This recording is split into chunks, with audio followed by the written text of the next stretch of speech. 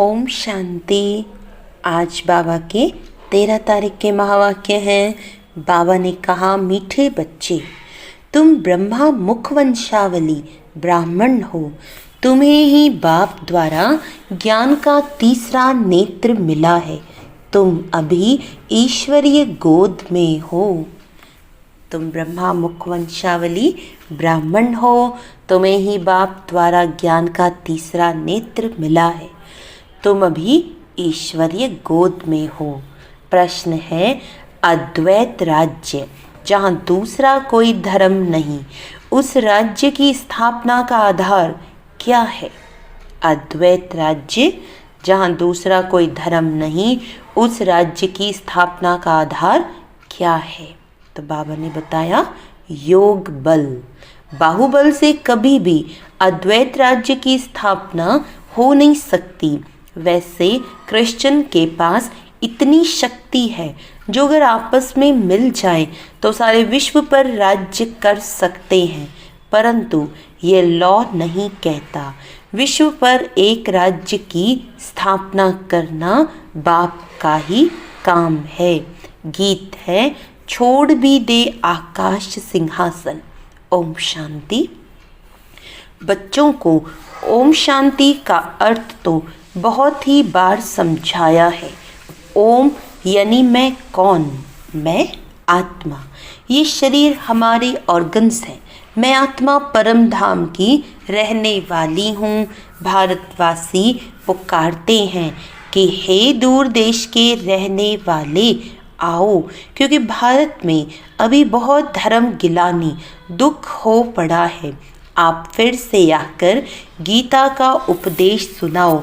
गीता के लिए ही कहते हैं शिव बाबा आइए, क्योंकि वे सबका बाप है। कहते हैं भारतवासियों पर फिर से परछाया पड़ा है माया रूपी रावण का, इसीलिए सब दुखी पतित हैं। पुकारते हैं रूप बदलकर आइए, अर्थात मनुष्य के रूप में आइए। तो मनुष्य रूप में आता हूँ। मेरा आना दिव्य अलौकिक है। मैं गर्भ में नहीं आता हूँ, मैं आता ही हूँ साधारण बूढ़े तन में। तुम बच्चे जानते हो मैं कल्प कल्प अपना निराकारी रूप बदलकर आता हूँ। ज्ञान का सागर तो परमपिता परमात्मा ही है। कृष्ण को कभी भी नहीं कहेंगे। बाप कहते हैं, मैं साधारण तन में आकर तुमको फिर से सहज राजयोग सिखा रहा हूँ। जब दुनिया पतित बन जाती है तब मुझे आना पड़ता है। कलयुग से सतयुग बनाने मैं आता हूँ। ब्रह्मा विष्णु शंकर का चित्र भी है। ब्रह्मा द्वारा स्थापना, शंकर द्वारा विनाश और फिर विष्णु द्वारा पालना। ये लक्ष्मी नारायण विष्णु के दो रूप है। तुम बच्चे ये जानते हो। बाबा फिर से रूप बदलकर आए हैं। वह हमारा सुप्रीम बाप भी है, सुप्रीम टीचर भी है, सुप्रीम गुरु भी है। और गुरु लोगों को सुप्रीम नहीं कहा जाता है। यह तो बाप, टीचर, गुरु तीनों हैं। लौकिक बाप तो बच्चे की पालना कर फिर उनको स्कूल में भेज देते हैं। कोई बिरला होगा जो बाप टीचर भी होगा। ये कोई कह ना सके। सब आत्माएं मुझे पुकारती हैं, गॉड फादर कहती हैं, तो वह आत्मा का फादर हो गया। ये गीत भी भक्ति मार्ग का है। सतयुग में तो माया होती ही नहीं जो पुकारना पड़े। गीत कौन सा सुना हमने? गीत था, छोड़ भी दे आकाश सिंहासन। तो बाबा कह रहे ये गीत भक्ति मार्ग का बना हुआ है। सतयुग में कोई ऐसे गीत नहीं गाते। सतयुग में माया ही नहीं होती जो ऐसे पुकारना पड़े। वहाँ तो सुख ही सुख है। तुम जानते हो 5000 वर्ष का चक्र है। आधा कल्प सतयुग त्रेता दिन, आधा कल्प द्वापर कलयुग रात। तो ब्रह्मा मुख वंशावली ब्राह्मण हो। ब्रह्मा का अथवा तुम ब्राह्मणों का ही रात दिन गाया जाता है। दिन और रात का ज्ञान भी तुम बच्चों को है, लक्ष्मी नारायण को ये ज्ञान नहीं। अभी तुम संगम पर हो, जानते हो, अभी भक्ति मार्ग पूरा हो, दिन उदय होता है। ये ज्ञान अभी तुमको बाप द्वारा मिला है। कलयुग में व सतयुग में ये ज्ञान किसको भी होता नहीं।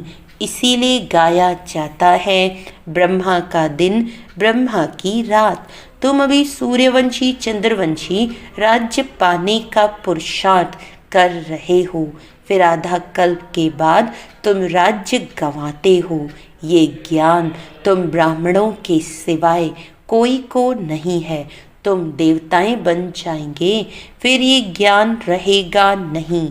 अभी है रात्रि, शिवरात्रि भी गाई जाती है, कृष्ण की भी रात्रि कहते हैं, परंतु उसका अर्थ भी नहीं समझते। शिव की जयंती अर्थात शिव का रीइंकार्नेशन होता है। ऐसे बाप का दिवस कम से कम 1 मास मनाना चाहिए। जो सारी सृष्टि को पतित से पावन बनाते हैं, उनका हॉलीडे भी नहीं मनाते हैं। बाप कहते हैं, मैं सबका लिबरेटर हूँ, गाइड बन सबको ले जाता हूँ। अभी तुम पुरुषार्थ करते हो राजयोग सीखने का। बाप तुमको ज्ञान का तीसरा नेत्र दे रहे हैं। आत्मा का रूप क्या है, यह भी किसको पता नहीं है। बाप कहते हैं, तुम आत्मा न अंगूठे मिसल हो, न खंड ज्योति मिसल हो। तुम तो स्टार हो, बिंदी मिसल। मैं भी आत्मा बिंदी हूँ, परंतु मैं पुनर्जन्म में नहीं आता हूँ। मेरी महिमा भी अलग है। मैं सुप्रीम होने के कारण जन्म मरण के चक्र में नहीं आता हूँ। तुम आत्माएं शरीर में आती हो तो 84 जन्म लेती हो। मैं शरीर में प्रवेश करता हूँ, ये लोन लिया हुआ है। बाप समझाते हैं, तुम भी आत्मा हो, परंतु तुम अपने को रियलाइज नहीं करते हो कि हम आत्मा हैं। आत्मा ही बाप को याद करती है। दुख में हमेशा कहते हैं, हे भगवान, हे रहम दिल बाबा, रहम करो। रहम मांगते हो क्योंकि वे बाप ही नॉलेजफुल, ब्लिसफुल, प्योरिटी फुल है, ज्ञान में भी फुल है, ज्ञान का सागर है। मनुष्य को ये महिमा दे नहीं सकते हैं। सारी दुनिया पर ब्लिस करना ये बाप का ही काम है। वह है रचयिता, बाकी है सब रचना। क्रिएटर रचना को क्रिएट करते हैं। पहले स्त्री को एडॉप्ट करते हैं, फिर उनके द्वारा रचना रचते हैं, फिर उनकी पालना भी करते हैं, विनाश नहीं करते। ये बेहद का बाप आकर स्थापना, पालना, विनाश कराते हैं। आदि सनातन देवी देवता धर्म की पालना कराते हैं। सत्युग आदि में फट से राजधानी स्थापन हो जाती है और धर्म वाले तो सिर्फ अपना अपना धर्म स्थापन करते हैं। फिर जब लाखों करोड़ों के अंदाज में, बाबा कहते, फिर जब लाखों करोड़ों के अंदाज में वृद्धि हो जाती है तब राजाई होती है। अभी तुम राजधानी स्थापन कर रहे हो। योग बल से तुम सारे विश्व के मालिक बनते हो। बाहुबल से कभी कोई विश्व पर राजाई कर नहीं सकता। बाबा ने समझाया है, क्रिश्चियन में इतनी ताकत है, वह आपस में मिल जाएं तो सारे विश्व पर राज्य कर सकते हैं, परंतु बाहुबल से विश्व पर राज्य पाएं ये लॉ नहीं कहता। ड्रामा में ये कायदा नहीं है जो बाहुबल वाले विश्व के मालिक बने। बाप समझाते हैं, विश्व की बादशाही योग बल से मेरे द्वारा ही मिल सकती है।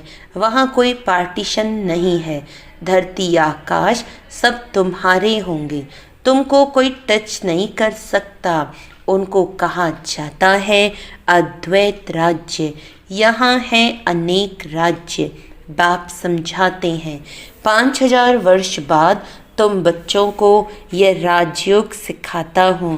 कृष्ण की आत्मा अब सीख रही है। कृष्ण पहला नंबर प्रिंस था। वह इस समय 84 जन्म के अंत में आकर ब्रह्मा बने हैं। यह बच्चों को समझाया है सृष्टि का चक्र कैसे फिरता है। बाप फिर से स्वर्ग की स्थापना कर रहे हैं। अनेक धर्म विनाश होने हैं जरूर, एक धर्म की स्थापना हो जाएगी। भारतीय 100% सॉल्वेंट धर्म श्रेष्ठ था। देवताओं के कर्म भी श्रेष्ठ थे, उन्हों की ही महिमा गाई हुई है। सर्वगुण संपन्न पहले पहले पवित्र थे, अभी पतित बने हैं। फिर बाप आकर स्त्री पुरुष दोनों को पवित्र बनाते हैं। रक्षाबंधन का उत्सव इतना क्यों मनाते हैं, ये कोई को पता नहीं है।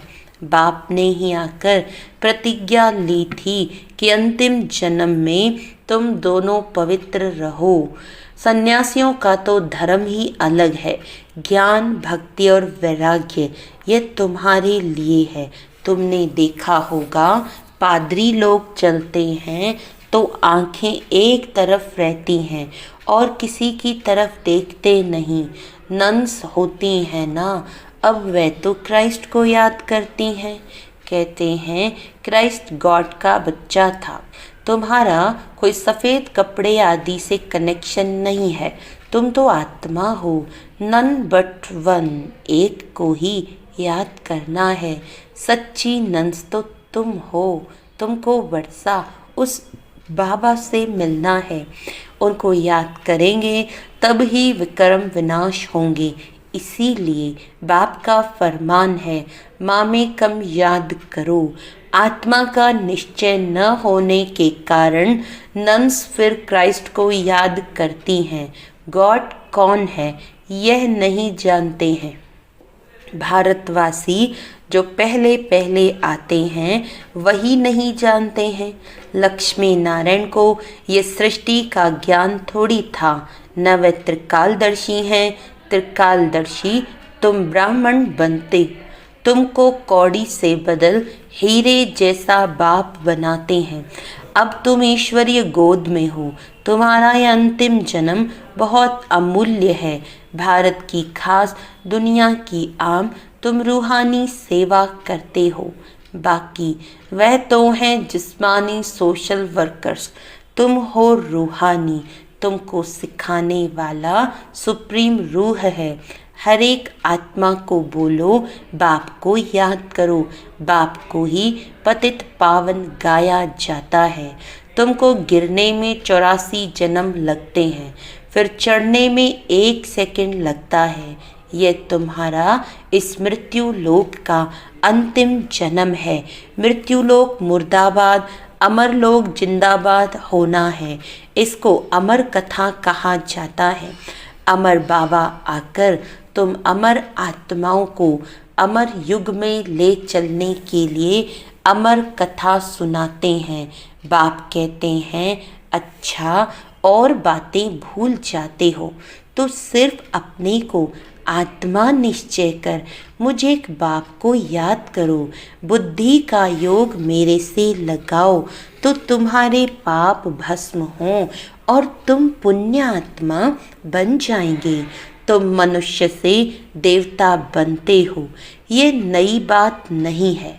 5000 वर्ष बाद बाप आकर तुमको वर्षा देते हैं, रावण फिर श्राप देते हैं। यह है खेल, भारत की ही कहानी है। ये बातें बाप ही समझाते हैं, कोई भी वेद शास्त्र आदि में नहीं है। इसीलिए गॉड फादर को ही नॉलेजफुल, पीसफुल, ब्लिसफुल कहा जाता है। तुमको भी आप समान बनाते हैं। तुम भी पूज्य थे, फिर पुजारी बनते हो। आपे ही पूज्य, आपे ही पुजारी। ये भगवान के लिए नहीं है, तुम भारतवासियों की बात है। तुम पहले सिर्फ एक शिव की भक्ति करते थे, अव्यभिचारी भक्ति की, फिर देवताओं की भक्ति शुरू की, फिर नीचे उतरते आए। अब फिर से तुम देवी देवता बन रहे हो।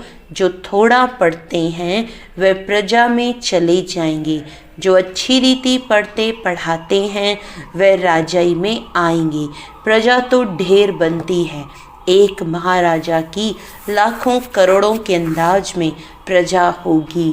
तुम पुरुषार्थ करते ही हो। कल्प पहले मुवाफिक पुरुषार्थ से पता पड़ जाता है कि माला में कौन कौन आने वाले हैं। प्रजा में भी कोई गरीब कोई साहूकार बनते हैं। भक्ति मार्ग में ईश्वर अर्थ दान करते हैं। क्यों ईश्वर के पास नहीं है क्या? या तो कहते ईश्वर अर्पणम, परंतु वास्तव में होता है ईश्वर अर्पणम।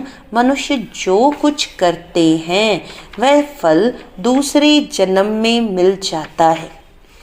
बाबा कहते कुछ भी, कोई कहता है कृष्ण अर्पणम, कोई कहता है इसके अर्पणम, वास्तव में तो ईश्वर अर्पणम होना चाहिए। मनुष्य जो कुछ करते हैं उनका फल दूसरे जन्म में मिलता है, एक जन्म के लिए मिल जाता है। अब बाप कहते हैं मैं आया हूँ तुमको 21 जन्म का वर्षा देने। मेरे अर्थ डायरेक्ट कुछ भी करते हो तो 21 जन्म के लिए उसकी प्राप्ति तुमको हो जाती है। इनडायरेक्ट करते हो तो एक जन्म के लिए अल्पकाल का सुख मिल जाता है। बाप समझाते हैं ये तुम्हारा सब मिट्टी में मिल जाना है, इसीलिए इसको सफल कर लो। तुम ये रूहानी हॉस्पिटल कम यूनिवर्सिटी खोलते जाओ, जहाँ से सब एवर हेल्दी एवर वेल्दी बनेंगे।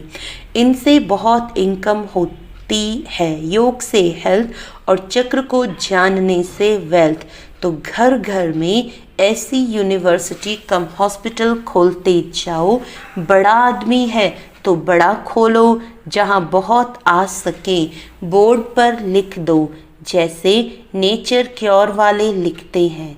बाप सारी दुनिया की नेचर बदल प्योर बना देते हैं। इस समय सभी इम्प्योर हैं। सारी दुनिया को एवर हेल्दी एवर वेल्दी बनाने वाला बाप है, जो अब तुम बच्चों को पढ़ा रहे हैं। तुम हो मोस्ट स्वीट चिल्ड्रन। अच्छा मीठे मीठे सिकिलदे बच्चों प्रति माता पिता बाप दादा का याद प्यार और गुड मॉर्निंग।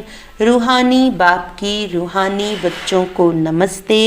हम रूहानी बच्चों की रूहानी बाप दादा को याद प्यार गुड मॉर्निंग। नमस्ते नमस्ते नमस्ते जी। धारणा के लिए मुख्य सार है अपनी इस अमूल्य जीवन को रूहानी सेवा में लगाना है।